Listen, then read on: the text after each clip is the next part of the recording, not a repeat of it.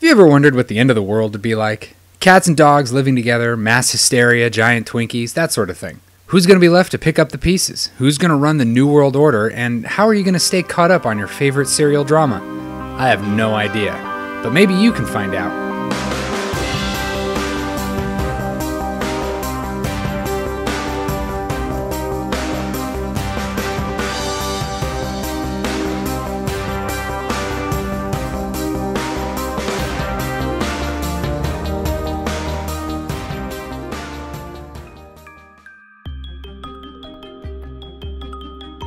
Every player chooses a race, with each race having their own setup conditions, special rules, and possibly their own unique victory conditions.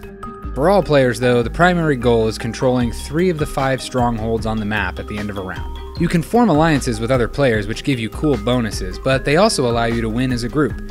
You'll need 4 strongholds for a 2-player alliance, and all 5 if you want to win as a power trio. The game is played over 8 rounds, each with 7 phases.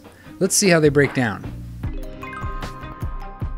The top card of the influence deck is turned over and the stuff on the card happens. Most of the time this stuff involves putting influence tokens on the board, but sometimes you'll have other events like ceasefires or a little extra something something from the bombardment fleet overhead. We'll talk about those guys later. Now, 1 strategy card for each player is put up for auction. They're all face down though, so most players don't know what they're bidding on. It's your standard bid or pass auction, with the last bidder standing getting the card.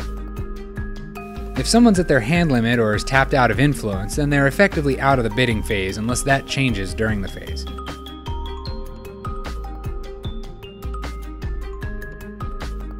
Dead units don't stay dead for very long if you've got the influence to bring them back. Each player can bring back a maximum of 5 units for 2 influence apiece, although each race has a certain number of those 5 that they can bring back for free.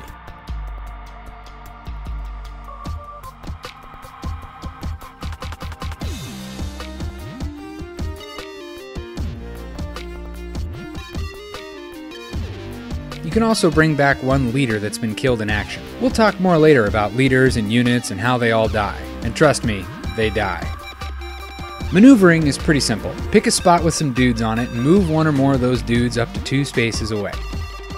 That gets bumped up to 4 spaces if you've controlled one of the 2 spaceports since the start of the round. You can also airdrop units into any 1 space on the board.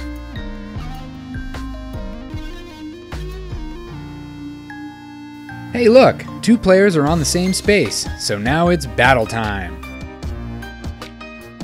Each player gets one of these neat battle dials that allows them to secretly choose a number between 0 and the number of units they have in that space. This represents how many units they're willing to sacrifice to achieve victory. Then, each player throws a leader into the fray, which adds that leader's strength into the mix as well. The chosen leader has to be assigned to one of 4 spots on the battle dial, indicating what kind of strategy cards you plan on playing for that fight. You can choose to play no cards, 1 attack card, 1 defense card, or 1 of each. Okay, so the dials are dialed, the leaders are leading, and the strategy cards are strategized. It's a 1, 2, 3 flip! Now everything's on the table. The committed strategy cards are resolved and both players add up the strength of their units and leaders.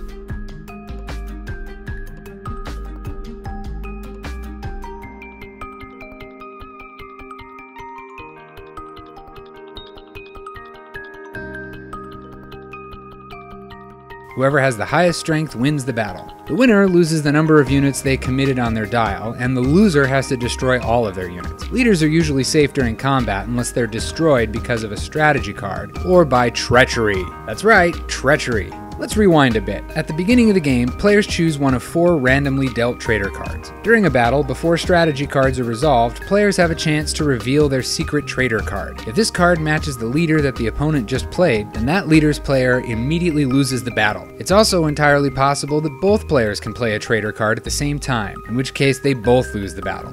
Battles are tough, man, but once they're all done, we move on to... No, not the kind where you get called at 2 in the morning for a credit card you had in college. This is the kind where you get free money. Everyone gets a government handout of 2 influence, and anyone who has units on spaces with influence on them can take 2 influence for each unit he has on that space. So yeah, influence. That's pretty cool. But oh no! What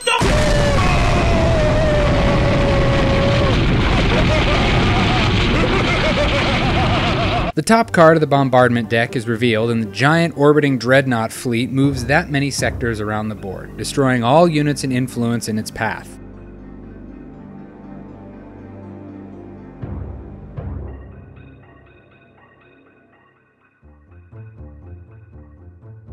The drawn card is put back onto the deck is shuffled, the first player token moves to the next player, and the next round starts. Easy. Like I said, whoever controls a key number of strongholds at the end of a round wins the game, but there are also some special victory conditions for 3 of the races, so watch out for those. Now, before I go any further, I want to make the obligatory mention of how Rex is a reprint of the classic Dune board game with some tweaked rules and a different theme. I'm not sure how much geek cred I ever really had, but I'll risk it all by coming right out and saying it. I know nothing of the Dune board game or the property that it's based on, other than the spice must flow and this dude right here. So if you're looking for some kind of extensive comparison with Dune, then you're probably going to be disappointed. Maybe not as disappointed as the people who went to the midnight premiere of Prometheus, but probably close. So, now that all that's out of the way, I love asymmetrical games. Just love them. Rex reminds me of that Simpsons episode where Mr. Burns finds out he has every type of disease known to man and that their balance is what's keeping him alive. The guy who gets all the money from auctions is offset by the guy who gets all the money from deployments, which is offset by the guy who gets double the strategy cards of everyone else, which is offset by the guy who's pretty much immune to the bombardment fleet, and so on. Also, allies can share some of these powers with each other. It's crazy.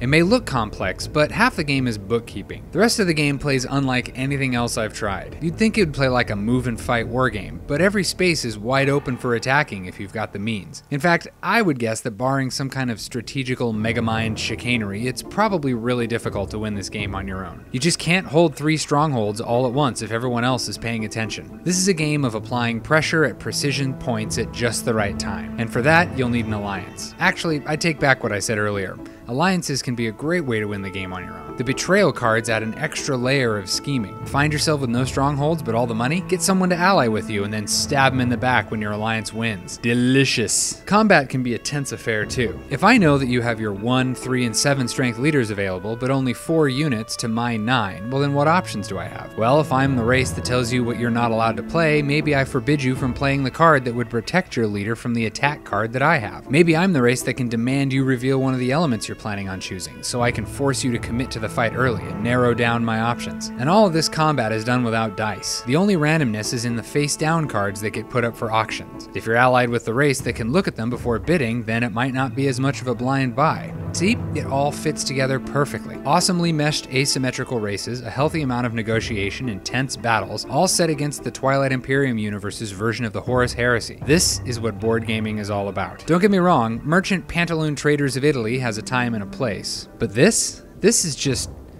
memorable. Easy recommendation.